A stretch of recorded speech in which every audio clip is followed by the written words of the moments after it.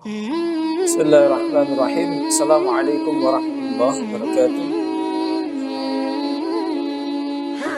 Alhamdulillahirabbil alamin. Wassalatu wassalamu ala asyrafil anbiya'i wal mursalin sayyidina Muhammadin wa ala alihi wa sahbihi ajma'in. Rabbi zidni ilma warzuqni fahma. Rabbi shrah li sadri wa yassir li amri wa hlul 'uqdatam min lisani yafqahu qawli. Allahumma ij'alna khalisatan wajhal karim. Allahumma ij'alna khalisatan wajhal karim. Allahumma ij'alna khalisatan wajhal karim. Amma ba'd. Alhamdulillah, malam hari ini kita lanjutkan kajian tentang siwak. Ya. Ini ada dua tema saja, dua judul atau mungkin tiga judul yang akan berkaitan dengan masalah siwak. Yang pertama adalah sebuah pertanyaan, apakah boleh bersiwak menggunakan jari? Ini pertanyaan. Silakan Pak. Silakan. Ya, apakah boleh kita bersiwak menggunakan jari? Ini pertanyaan. Karena jari ini memiliki sedikit kemiripan dengan yang namanya kayu siwak yang biasa kita pakai. Itu ya. Menurut pandangan Imam Al-Baijuri, beliau berpendapat bahwa jari ini tidak bisa digunakan sebagai pengganti siwak. Ya. Walaupun misalnya kita masukkan mulut ke jari ke mulut gitu ya. Walaupun melakukan gerakan yang mirip dengan bersiwak, tetapi menurut Imam Al-Baijuri hal ini jari tidak bisa disamakan atau digunakan untuk bersiwak. Walaupun kita berniat untuk bersiwak. Mengapa? Karena jari ini tidak memiliki sifat yang sama dengan sifatnya kayu siwak. Di mana kayu siwak itu kan bagian luar kulitnya itu kan agak kasar. Sementara jari ini kan tidak kasar. Sehingga apa? Manfaat untuk membersihkan dan menghilangkan kotoran tidak akan terpenuhi. Maka dari itu jari tidak bisa dikatakan sebagai alat untuk bersiwak. Ini ya. Jadi nanti misalnya waduh siwak saya ketinggalan, ya sudah pakai jari, tidak bisa. Ya, ini. Yang kedua, permasalahan studi kasusnya adalah apakah menggosok gigi pakai sikat gigi, pakai pasta, pakai odol, apakah itu termasuk bisa dikategorikan sebagai siwak? Dalam hal ini sebuah pendapat ulama kontemporer, ulama yang terkini, ulama modern. Beliau bernama Profesor Wahbah Az-Zuhaili, disebutkan dalam kitabnya yang bernama Fiqhul Islam wa Adilatuhu. Beliau menjelaskan bahwa tujuan bersiwak itu adalah litandif, untuk membersihkan gigi. Untuk membersihkan gigi. Maka dari itu, bersikat gigi, menggunakan sikat itu, ini memiliki fungsi yang sama dengan yang namanya siwak.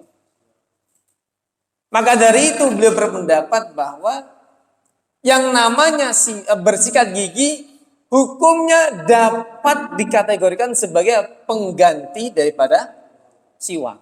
Tetapi dengan catatannya apa? Syaratnya apa? Syaratnya itu adalah sikat gigi yang digunakan ini, ya tentu kan sikat itu agak kasar ya. Dan dapat mencapai yang namanya apa? Tandif. Membersihkan gigi. Menghilangkan kotoran. Juga menghilangkan yang namanya bau mulut. Nah, sekarang pertanyaannya, apakah kalau kita melakukan sikat gigi, ya, Apakah kemudian kotoran itu bisa hilang? Sikat gigi, kotoran bisa hilang kira-kira? Selilit hilang kira-kira? Bisa. Bisa enggak? Bisa. Apakah kemudian setelah sikat gigi bau mulut berubah enggak kira-kira? Berubah. Jadi apa? Lebih segar, lebih wangi, ya kan? Nah, berarti kalau kita mencocokkan dengan pendapatnya Imam Wahbah Zuhaili, berarti hal ini sesuai. Ternyata bersikat gigi itu dapat difungsikan sebagai siwak. Berarti tetapi dengan syarat. Apa syaratnya? Kalau bersikat gigi sambil berniat. Niatnya apa? Saya berniat untuk bersiwak. Ya. Jadi kalau misalnya sikat gigi, jangan lupa Pak, berniat. Kalau kita berniat dapat pahala siwak. Kenapa? Siwak ini kan hukum asalnya kan mustahabah, sunnah, ya, dianjurkan, disenangi oleh Nabi, sunnah muakkadah kan. Maka dari itu kalau kita misalnya menyikat gigi diikuti dengan niat, fa insyaallah pahala daripada pahala siwak itu akan terpenuhi, akan tercapai, gitu ya. Jadi kalau perlu di kamar mandi tulis Pak, saya niat bersiwak, supaya apa? Ingat misalnya, ya. Jadi selama bersikat gigi membaca niat itu, ya, maka dapat pahala, ya kan? Jadi Allah Ta'ala itu memberikan pintu-pintu pahala itu bermacam-macam. Saking baiknya Allah Ta'ala. Supaya apa? Supaya kita memiliki tabungan sebanyak-banyaknya.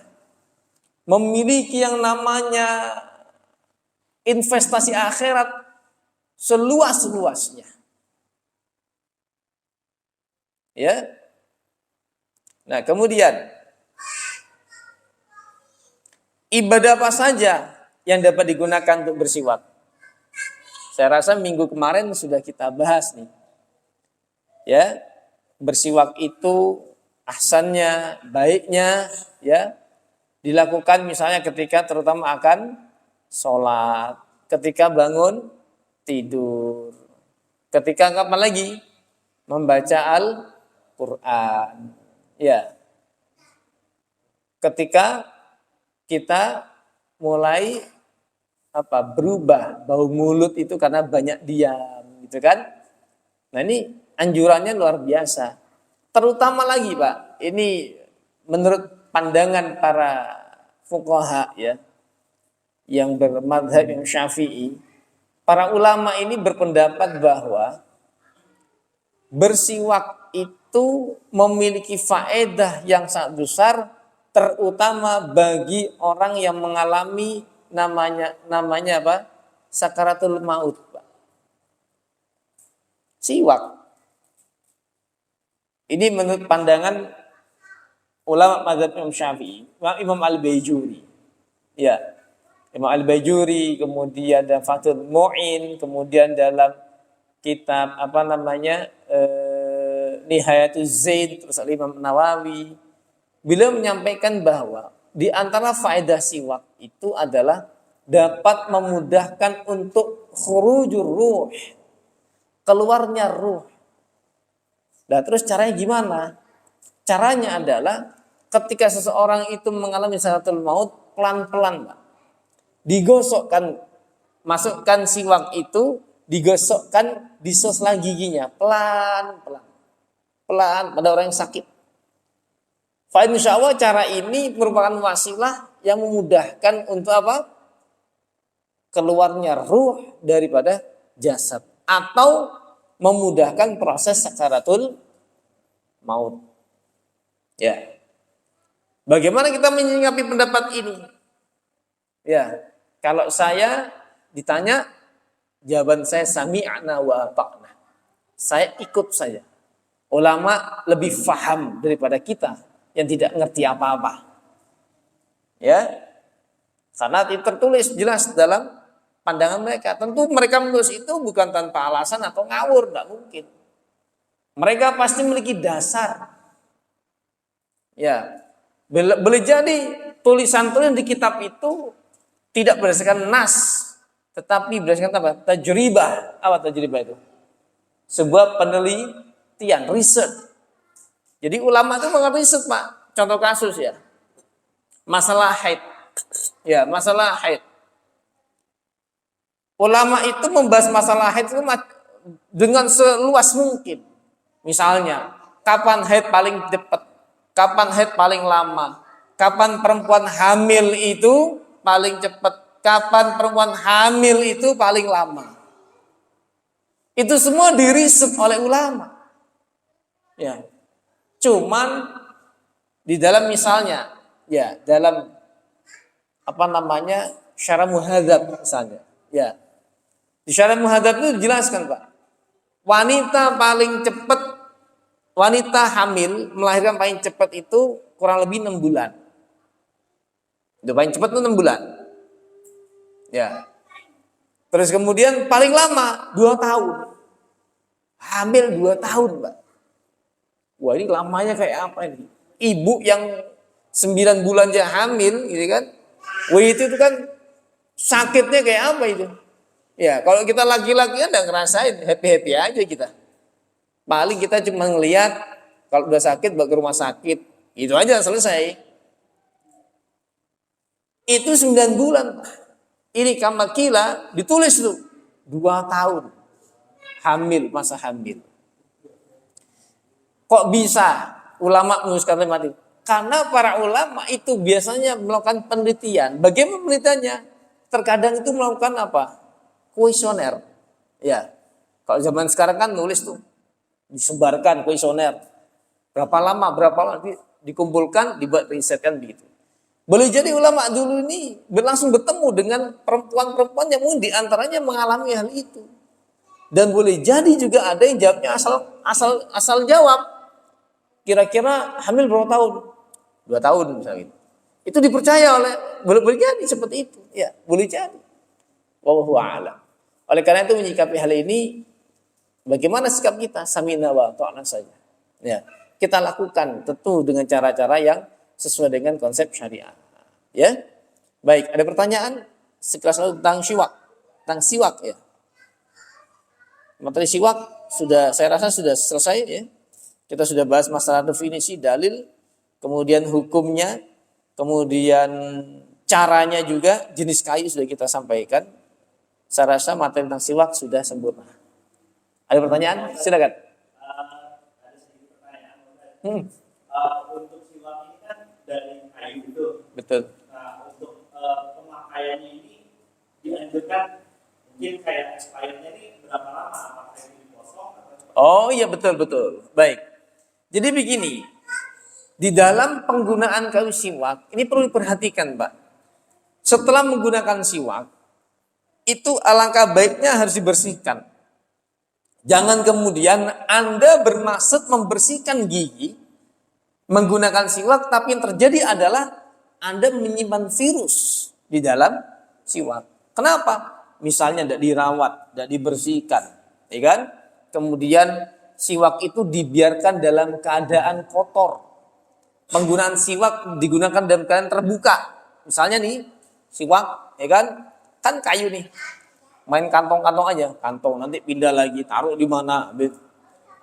Menurut anjuran dalam kitab Nihatuz Zain, ya, ditulis oleh Imam Nawawi itu disebutkan bahwa dalam penggunaan siwak setelah penggunaan itu sebaiknya harus dibersihkan dan kemudian dibiarkan dalam keadaan kering sebelum nanti digunakan. Kenapa? Supaya nanti tidak terlalu lembab, sehingga tidak menjadikan sumber penyakit. Tidak dibiarkan dalam keadaan kotor. Nah, berapa lama usia siwak ini berlaku? Nah, ini tidak dijelaskan. Kalau kita mengacu pada materi-materi tulisan itu ya, tidak dijelaskan expirednya sampai berapa tahun, tidak dijelaskan. Yang jelas, selama itu masih bisa digunakan, silakan untuk digunakan. Ya, ibaratnya lah, kalau sekarang kalau mengacu pendapatnya Imam Wahbah Az-Zuhaili, kalau memang sikat gigi itu dapat digunakan sebagai pengganti siwak, bukan hanya pasta gigi siwak F itu, Pak ya. Kan ada siwak F. Tahu nggak odol siwak F? Pernah dengar nggak? Ada kan merek siwak atau apalah. Yang saya dulu ingat tuh pertama kali ada odol pasta gigi tuh namanya siwak S gitu. Seingat saya dulu. Zaman dulu. Dan sekarang ada lagi merek siwak. Mereka mengklaim inilah pengganti siwak. Sebetulnya pengganti siwaknya itu bukan di odolnya. Terletak di sikat giginya itu. Ya kan?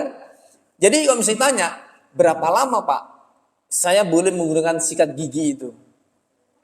Jawabannya masing-masing kan? Kenapa? Selama sikat gigi itu masih misalnya masih layak dipakai, tidak rusak, tidak bengkok misalnya kan, tidak doyong misalnya, tidak miring, itu silakan saja. Tapi terkadang ada orang yang menggunakan saya pakai sikat gigi, pakai sikat gigi itu biasanya 3 bulan sekali saya ganti. Ada orang seperti itu. Ada yang 6 bulan sekali saya ganti. Ada itu seperti itu. Ada mungkin setahun sekali. Atau mungkin ada yang selamanya, seumur hidup. Ada enggak kira-kira? Hah? Ada di sini, hadir ada orangnya. Sikat giginya itu satu untuk selamanya. Ya. Ya. Dia berpikir, ya kayak punya istri, satu untuk selamanya, setia gitu kan. Wah ini tidak pada tempatnya ini kan gitu. Jadi dalam hal siwak, ini dikembalikan pada masing-masing ya. Apakah kalau misalnya rusak, jangan diganti ya. Tetapi jangan kemudian dianggap siwak ini seperti benda yang keramat, tidak gitu ya.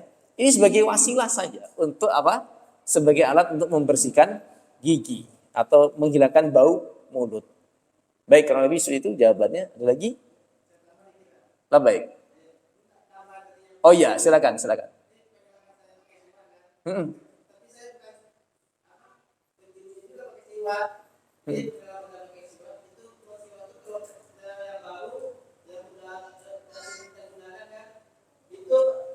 Sebenarnya agak berbeda Pak. Karena kayak kaca kan. Nah, misalnya juga kalau kayak lagi rasanya kita potong, kita bisa itu caranya. Oh gitu. Nah, ini pengalaman ya. Terima kasih atas informasi dan ilmunya ya. Ya, jadi informasi tambahan dapat nanti dipotong ya, ujungnya dipotong. Jadi semakin pendek gitu. Oh, lain ya kalau masih baru. Oke, baik. Baik, terima kasih atas tambahan informasinya. Ada lagi yang perlu didiskusikan tentang siwak? Kalau tidak ada, kita ganti tema. Tema kita adalah tentang wudhu. Ya, bab wudhu. Ini tema yang kedua berkaitan dengan taharah adalah masalah wudhu.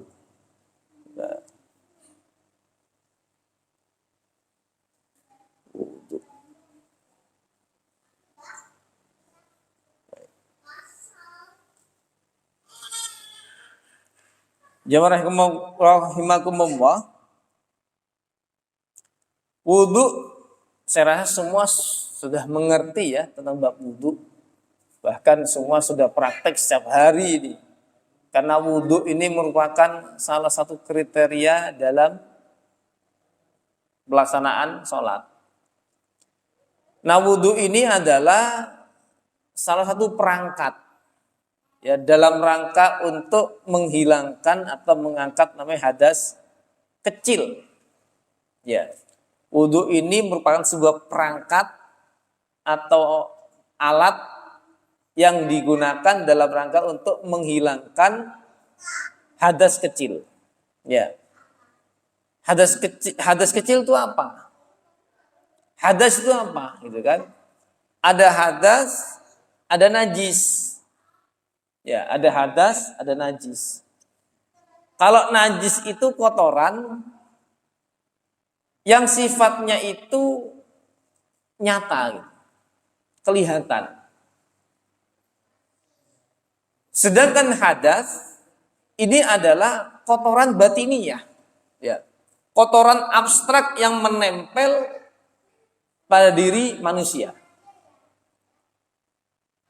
Nah, hadas kecil ini sebabnya diantaranya misalnya sebagaimana disebutkan nanti dalam hal-hal yang membatalkan wudhu. Itu sebabnya. Orang misalnya kentut. Ya. Orang kentut itu kan membatalkan wudu. Ketika orang itu kentut, maka dia otomatis berubah dari kondisi keadaan suci menjadi berhadas kecil. Atau misalnya bersentuhan kulit antara laki-laki dan perempuan yang tidak terikat hubungan mahram. Ya, laki perempuan yang tidak terikat hubungan mahram, bersentuhan kulit, Pak. Kalau tidak bersentuhan kulit tidak batal. Contoh ya, contoh. Saya ini punya kuku panjangnya 1 meter misalnya. Contoh nih, kuku saya 1 meter, Pak, panjang. Terus saya itu menyentuh kulitnya seorang perempuan. Atau saya balik, ada perempuan itu kukunya panjang. Perempuan itu menyentuh kulit saya. Maka sentuhan antara kuku dengan kulit itu tidak membatalkan wudu. Termasuk misalnya menyentuh rambut. Misalnya, ya, ada seorang laki-laki, ya, seorang suami lah. Seorang suami ini habis wudu kok memegang rambut istrinya. Rambut yang bukan digunting, Pak. Rambut masih nempel, rambut ya. Rambut istrinya misalnya sebahu. Dipegang rambutnya. Maka hal ini tidak membatalkan wudu. Dua ini. Kenapa? Rambut itu bukan bagian dari kulit. Cuman nempelnya rambut itu di kulit. Begitu juga dengan kuku.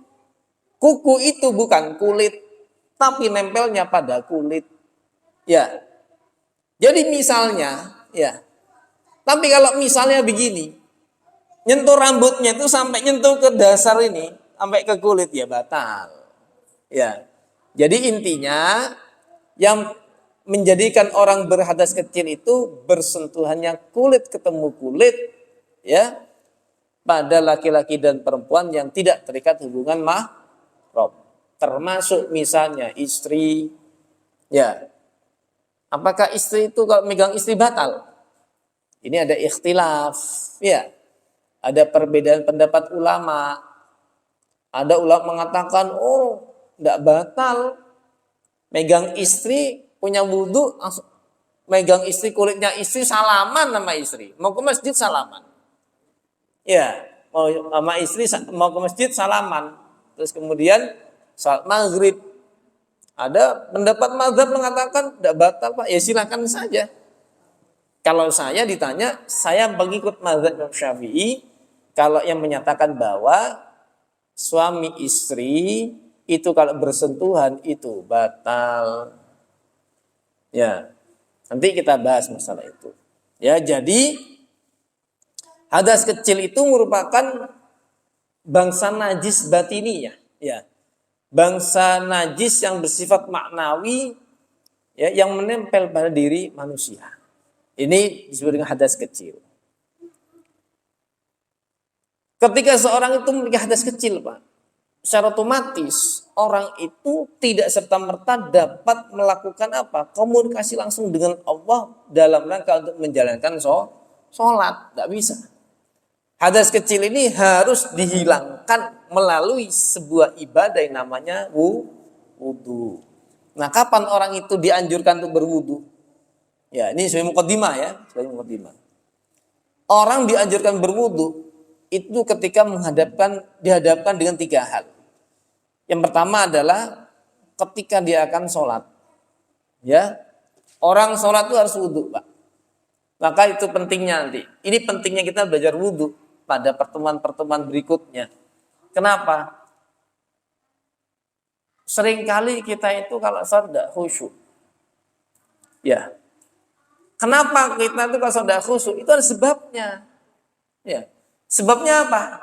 Sebabnya itu adalah boleh jadi wudunya itu tidak sempurna. Ini salah satu sebabnya. Mungkin dari aspek cara membaca niatnya. Mungkin dari aspek tata cara wudhunya. Ketidaksempurnaan ini mengantarkan pada apa? Ketidaksempurnaan dalam pelaksanaan ibadah sholat. Pengaruhnya besar loh Pak. Makanya penting kita belajar wudhu itu, penting. Ya, yang paling penting nanti kita belajar wudhu, belajar tayamum, belajar sholat. Ini dalam ilmu fikih ini yang paling penting. Ya. Kemudian yang kedua misalnya apa? Yang orang itu diharuskan wudhu kalau tawaf. Ya. Tawaf nanti jenengan misalnya ibadah haji atau umrah. Ya. Kemudian ingin melakukan tawaf, maka jangan lupa kalau misalnya tawaf itu harus dalam keadaan berwudu. Kenapa? Nabi berpesan. Apa pesannya Nabi? Nabi berpesan at-tawafu haula al-bait mithlal as-salati. Ya. At-tawafu haula al-bait misla as-salati. Tawaf mengelilingi Baitullah itu seumpama dengan sholat. Makanya kalau di Masjidil Haram itu tidak ada tahiyatul masjid. Ya, beda kalau kita sholat di sini. Apa di masjid? Ya, di masjid. Kalau musola tidak ada. Ya, musola ada Anda datang ke sini tidak ada. Tahiyatul masjid di sini nggak ada. Kenapa? Karena ini statusnya sebagai musola, bukan masjid. Ya.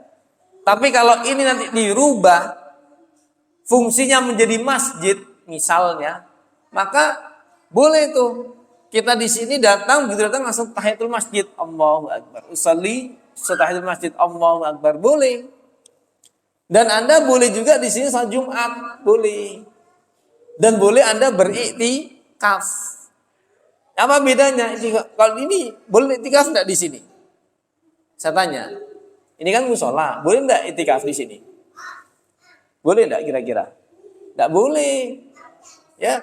Anda duduk di sini di dalam tempat ini ya, itu kemudian niat membaca iktikaf, itu enggak bisa terpenuhi. Kenapa? Statusnya ini bukan masjid. Ini musola. Bagaimana Pak supaya dapat pahala iktikaf? Rubah jadi masjid. Maka ini akan Anda berhak untuk apa? Mendapatkan pahala iktikaf. Maka dari itu qiyamul lail di bulan Ramadan itu afdolnya di masjid Pak. Iktikaf. Ya. Tidak di musola. Kecuali dalam darurat. Ya, darurat misalnya nih seorang perempuan, ibu-ibu mau ke masjid, kepengin iktikaf malam nih di bulan Ramadan. Sebaiknya di mana? Di rumah saja. Ya, itu konsep aturan begitu. Kenapa? Dikhawatirkan banyak hal-hal yang diinginkan. Sebaiknya seorang perempuan itu iktikafnya di rumah. Tapi kalau bapak-bapak, afdalnya di masjid. Masjid bukan musola. Ya, jadi ini mohon dibedakan pemahaman ini supaya kita tidak keliru memahami makna masjid, makna musola, gitu ya. Nah, kalau di masjid kita boleh tahiyatul masjid. Tapi kalau di Masjidil Haram, apakah kita boleh? Lebih baiknya begitu masuk ke Masjidil Haram, yang kita lakukan adalah apa? Tawaf. Kenapa? Tawaf itu penggantinya daripada tahiyatul masjid. Kalau nggak bisa Pak, masuk ke sana areanya padat sekali nih. Kita mau tawaf nggak bisa, sulit. Ya sudah. Kalau memang nggak bisa, maka lakukan penggantinya tawaf itu sebagai tahiyatul masjid. Ya. Tapi afdolnya di tanah haram, di Masjidil Haram, di depan Ka'bah, itu nanti sebaiknya apa? Tawaf. Ya, tawaf mengganti sebagai apa? Pengganti tahiyatul masjid. Paham ya? Bisa dipahami ya? Baik. Berikutnya, wudu itu kapan digunakan? Tadi sholat sudah, tawaf sudah, apalagi memegang dan menyentuh mushaf atau memegang atau menyentuh Al-Qur'an. Ya. Al-Qur'an, Pak. Menyentuh Al-Qur'an, bawa Qur'an itu harus dalam keadaan berwudu. Kalau baca Qur'an boleh enggak ada berwudu? Baca Qur'an. Anda tidak wudhu baca Quran. Boleh nggak kira-kira? Kalau baca Quran, boleh. Kan tidak megang Quran, cuma baca. Ya kan? Kan kita tidak menyentuh wujudnya, zatnya, objeknya. Dan kita sentuh, maka tidak masalah. Misalnya nih, ada di antara kita sudah misalnya hafal. Atau belajar Quran, belajar menghafal ya.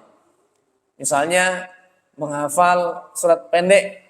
Misalnya baca surat An-Nasr misalnya. Karena sudah dibaca berulang-ulang-ulang, akhirnya hafal sambil nyetir mobil, sambil jalan kaki, sambil olahraga, jogging, ya. Diganti. Kemarin dia dengerin musik tuh. Sekarang ngaji. Ya. Sambil jalan, Bismillahirrahmanirrahim. Idza jaa nasrullahi wal fath. Misalnya. Ya, misalnya begitu. Apakah boleh dalam keadaan tidak berwudu membaca Quran? Hukumnya boleh, ya, boleh. Kalau orang tidak megang, yang penting dalam hal ini kan apa? La yamassuhu illal mutahharun. Jangan menyentuh Quran kecuali bagi orang-orang yang sudah dalam keadaan bersuci. Itu ya. Ini penting, Pak. Penting. Orang itu ada orang suatu saat meninggal. Ketika meninggal, orang ini ditalkin kan sama seorang kiai lah, seorang ustadz gitu. Terus malamnya itu sang kiai ini itu mungkin pulang pengajian atau apa, kok kemudian melihat secerca cahaya itu kuat sekali, terang sekali. Itu mengarah ke satu makam, kuburan. Ya kan, enggak mikir aneh-aneh kan, enggak mikir, takut apa, enggak. Disamperin, Pak. Didatengin tuh cahaya. Ternyata kaget. Cahaya itu menyinari makam yang tadi sore itu baru dimakamkan. Tuh kok aneh gitu kan. Kok aneh. Akhirnya apa? Kiai ini berinisiatif, saya mau datang ke rumah ini fulan. Ada apa ini fulan? Ini pasti ada sesuatu ini. Didatangi, Pak. Ketika didatangi, temulah dengan istrinya, tanya, ibu yang meninggal tadi suaminya, itu punya rahasia amalan apa? Tidak punya, Pak Yai, katanya. Suami saya itu orang yang tidak ngerti agama. Jangankan yang ini, ngaji aja nggak bisa, katanya. Ngaji nggak bisa. Apakah suka ini? Qiyamul lail? Enggak. Sholatnya cuma 5 waktu, istiqomah, katanya. Puasa? Enggak juga. Suami saya bukan tipikal orang yang ahli agama. Cumannya ini. Suami saya itu cinta dengan Quran. Walaupun dia tidak bisa baca Quran. Setiap hari habis sholat. Menyempatkan diri seperti membuka Al-Quran seperti orang yang sedang membaca Al-Quran. Jadi Quran dibolak-balik. Dilihat tulisannya. Lamanya seperti aja orang yang standarnya itu membaca Al-Quran. Selesai itu ditutup Quran, dicium Quran. Dihormati itu Quran. Ditaruh di Quran, Quran itu ditaruh di tempat yang layak. Kemudian diperlakukan sangat mulia Quran itu. Ya. Gara-gara ini ada tanda-tanda al-hasanat, al-khairat, kebaikan. Jenengan ya, jangankan baca Quran. Lihat Quran, diambil Quran, dibuka Quran, dilihat. Bisa baca, enggak bisa baca, ngerti pada ngerti, dilihat tulisannya. Pahala itu ngalir, Pak. Pahala itu ngalir. Jangan keliru. Melihat sesuatu 3 hal nih. Ya, ada 4 hal. Ada 4 hal kalau kita lihat, ini mendatangkan pahala. 1, melihat Al-Quran. Ya, Al-Quran dibuka. Anda punya tuh di rumah. Begitu buka pintu, kok ada ayat kursi. Ada enggak rumah yang begitu? Ada rumahnya. Buka, kok ayat kursi. Ya. Anda cuma lihat gini. Dilihat tulisannya. Pahala ngalir itu. Jangan salah. Makanya orang yang punya hiasan Quran di rumahnya, itu menjadi fasilitator bagi tamu atau siapapun yang hadir di situ untuk mendapatkan apa? Pahala. Ya, hebat itu orang. Jangan sepelekan kayak gini, Pak. Ini hebat ini. Ya.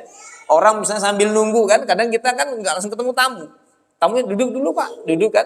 Sambil duduk dilihat bacaan apa ini? Oh, Yasin. Tulisan Yasin gitu kan. Atau ayat kursi atau misalnya apa? Ayat yang lain lah. Ya, dilihat dan dibaca, dilihat aja. Pahala kali. Nomor 2, ketemu siapa? Orang tua, Pak.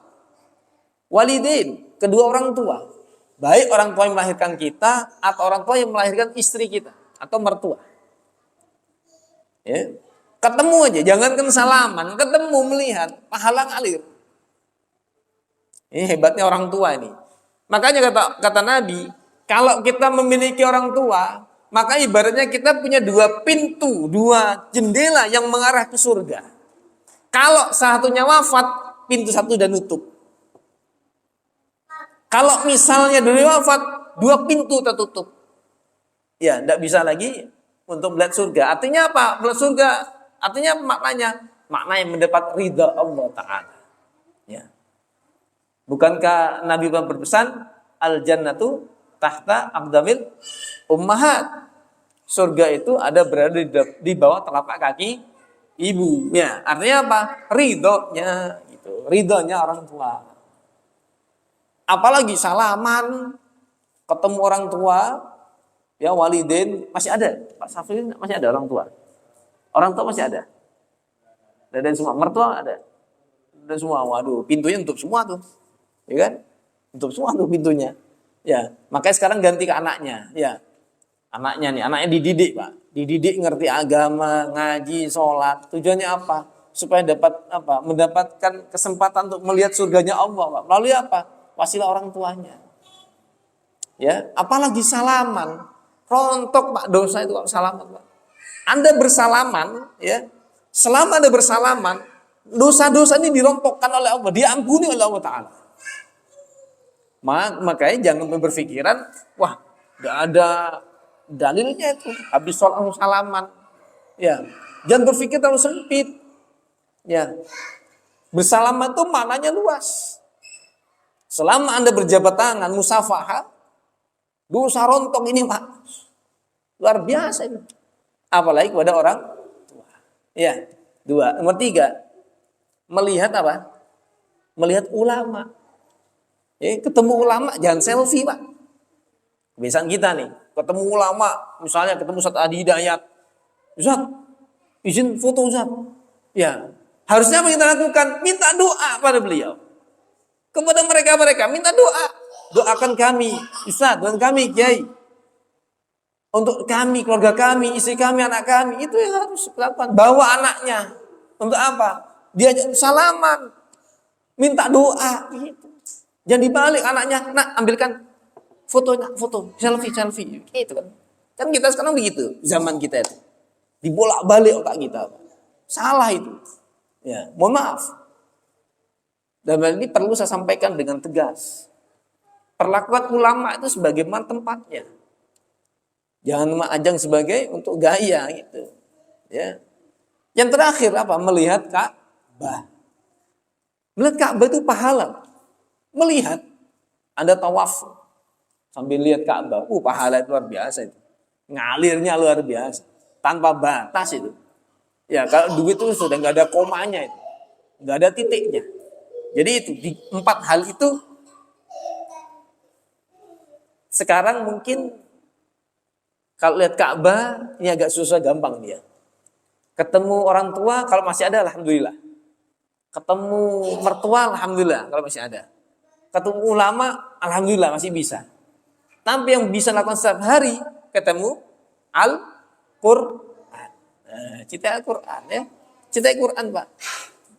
Jangan mudah untuk terjebak dan pemikiran sempit. Mentang-mentang tidak pernah ditunjukkan oleh Rasulullah kemudian dianggap tidak boleh. Imam Hanafi itu tidak berani makan semangka, Pak. Imam Hanafi itu tidak berani makan semangka. Apa alasannya? Ditanya, kenapa antum tidak mau makan semangka? Karena Nabi tidak pernah memberitahu kami tata cara makan buah semangka. Makanya tidak ada dalilnya makan buah semangka. Saya tidak berani makan katanya. Berani begitu. Berani begitu. Kalau mengatakan ini tidak dalil, tidak boleh, sekarang saya tanya, makan semangka berani tidak? Ya, kalau mau kita itu betul-betul berpegang teguh pada konsep sunnah. Sulit Pak. Mengikuti tata cara hidup Nabi 100% sulit luar biasa. Ya, maka kita sesuai apa kemampuan kita saja, ya. Beribadah sesuai dengan kemampuan. Insya Allah, Allah tuh maha memberikan kelapangan kepada kita semua. Insya Allah dimudahkan oleh Allah Subhanahu wa Ta'ala. Ada pertanyaan? Baik, silakan. Silakan, insya Allah. Oh iya iya.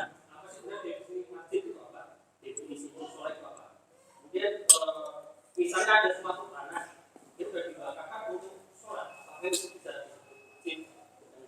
yang kedua, bagaimana dengan masjid yang tanahnya tidak dibakar untuk sholat, misalnya ruko yang sholatnya di masjid. Oh iya, iya ini penting ini ya. Ini Isa jam berapa? Sudah Isa? Wah ini ngeri nih, apa namanya? Cukup nggak waktunya ini? Iya. Karena penting Pak, membedakan antara masjid dan musola. Secara umum saja ya, saya sampaikan ya. Jadi masjid dan musola ini ada dua tempat yang berbeda. Ya, musola itu dapat dilakukan di mana saja. Ya, musola itu artinya apa? Tempat untuk sholat. Ya, masjid tempat untuk sujud. Tetapi itu secara bahasa. Tapi secara istilah, masjid itu adalah tempat yang digunakan untuk melaksanakan sholat secara 5 waktu dengan dikumandangkan azan sesuai dengan waktu sholat, ya, dan kemudian dibolehkan kita untuk beriktikaf dan melaksanakan sholat Jumat. Itu masjid. Saya lagi ya, masjid itu adalah tempat untuk melaksanakan sholat secara 5 waktu dengan dikumandangkan azan sesuai dengan waktunya, itu ya, dan kita mendapatkan pahala itikaf di sana, diperbolehkan untuk tahiyatul masjid dan diperbolehkan untuk melaksanakan sholat Jumat. Itu masjid. Tapi kalau musola itu ya tempat sholat sama. Tetapi biasanya musola tidak lakukan sholat 5 waktu. Kumandang azan tidak sholat 5 waktu. 1 waktu. Dan kemudian musola itu tidak dapat digunakan untuk sholat Jumat. Dan kita tidak mendapatkan pahala itikaf ketika kita berdiam diri dalam musola. Jadi untuk membedakannya bagaimana? Gampang saja. Ini tempat boleh nggak dipakai sholat Jumat? Itu saja. Kalau misalnya boleh, berarti dikategorikan sebagai masjid. Ya. Nah, apakah masjid itu harus berbentuk seperti sebidang tanah, harus ada kubahnya, seperti itu, ya kan? Apakah begitu? Tidak. Ya, tidak. Lalu bagaimana Pak? Area parkir di mall, gitu kan? Ya, digunakan untuk masjid. Sholat Jumatnya sah nggak? Sekarang begini, untuk menentukan tempat itu dapat dijadikan sebagai tempat sholat Jumat yang tidak lazim, gitu kan? Ya, biasanya tempat-tempat yang ya tadi di mall parkir. Maka bagaimana caranya? Caranya takmir masjid atau DKM itu mau meniatkan atau pemilik lahan itu meniatkan bahwa misalnya satu soft ini sebagai masjid, sisanya enggak. Nah, kalau misalnya terjadi, apakah sah sholat Jumat seperti itu? Sah. Kenapa? Sudah satu baris untuk sebagai tempat jadikan sebagai masjid. Maka kalau ini satu masjid, soft kedua, apakah itu sholat Jumat di situ? Boleh. Selama ini dipenuhi, Pak. Jadi yang ini kan yang belakang itu nyambung dengan yang sini. Ya, anggaplah masjid itu dianggap sudah tidak istilahnya itu meluber. Ya, jumlahnya sudah melebihi kuota. Ibaratnya begitu, sama saja begitu. Ada masjid misalnya penuh, misalnya di sini ini masjid misalnya. Ternyata di dalam masjid sudah tidak muat. Maka boleh nggak sholat Jumat di halaman situ? Boleh nggak? Boleh nggak? Boleh. Tapi jangan dibalik. Jangan dibalik. Jenengan memenuhi yang luar dulu dan kosong, nggak boleh. Ya, nanti bisa batal. Kenapa? Rangkaiannya terputus. Rangkaian terputus. Tapi ini usahakan nyambung dulu yang menjadi rukun utamanya. Baru kemudian yang luar itu silakan disambung. Ya, kalau di mall pun demikian, ya. Itu yang bertanggung jawab tuh DKM-nya itu. Siapa DKM-nya? Ya siapa di situ DKM-nya siapa? Tanya. Kalau DKM-nya sudah menentukan, Pak, ini kan parkir, Pak. Tapi halaman ini sudah kami wakafkan sebagai masjid misalnya. Maka itu sah. Sisanya itu kan nyambung ke sini. Ibaratnya lah, ya. Tetapi kalau misalnya tidak ada, hati-hati. Itu tidak sah nanti. Siapa tanggung jawab? DKM-nya tanggung jawab. Makanya Pak, jadi DKM itu berat. Saya beritahu. Ya, berat. Kita nggak mau berat bukan masalah uang ya, tapi masalah aturan hukumnya. Itu. Terus bagaimana kalau tadi pertanyaan terakhir? Hah? Oh ya, kita sambung minggu depan saya ya, insya Allah. Kita masalah masjid mungkin kita bahas. Baik, terima kasih. Waktu sudah menunjukkan untuk Isya. Kita lanjutkan minggu depan. Mohon maaf apabila salah kata. Akhirul kalam. Wassalamualaikum warahmatullahi wabarakatuh.